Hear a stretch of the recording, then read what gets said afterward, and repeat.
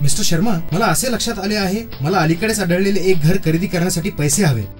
मी माझी मालमत्ता तपासून पाहिली आणि असे लक्षात आले की माझ्याकडे विमा कंपनीची एक युनिट लिंक विमा पॉलिसी युलिप आहे। आता मी 2 वर्षापूर्वी घेतलेली युनिट लिंक पॉलिसी मला सरेंडर करायची आणि मला पैसे परत काढायचे आहेत। पण सर, तुम्ही 3 वर्ष पूर्ण झाल्याखेरीज पॉलिसी सरेंडर करू शकत नाही। पण मला हे माहित नव्हतं।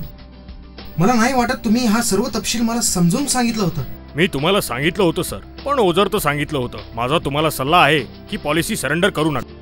यार मोहन, तुला इन्शुरन्स पॉलिसीज बद्दल माहिती आहे। मला तुझी मदत हवी होती। मी 2 वर्षापूर्वी घेतलेली युलिप पॉलिसी मला सरेंडर करायची, पण विमा कंपनी तसे करू देत नाहीये। हो रंजन, तू जेव्हा पॉलिसी घेतली तेव्हा 3 वर्षाचा लॉक इन कालावधी होता। तू लॉक इन कालावधीत तुझी पॉलिसी सरेंडर करू शकत नाही। तू तसं केलंस तरी सरेंडर मूल्य लॉक इन कालावधी संपल्यावर दिलं जाईल। खरं तर रंजन, जुलै 2012 नंतर विकण्यात आलेल्या युलिपसाठी विमा नियंत्रकांनी 5 वर्षांचा लॉक इन कालावधी बंधनकारक केला आहे। समजलं ना रंजन? अरे बापरे, मला काही लॉक इन कालावधीबद्दल माहिती नव्हती। मी ती पॉलिसी पाहिली नव्हती।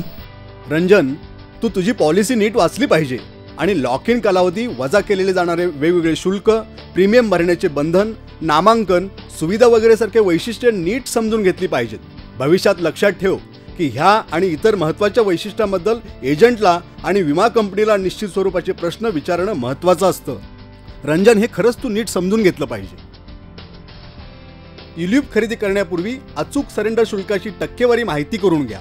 त्याचप्रमाणे सर्व शुल्कांची एकूण रक्कम समजून घ्या आणि कमीत कमी शुल्क असलेले उत्पादन खरेदी करा।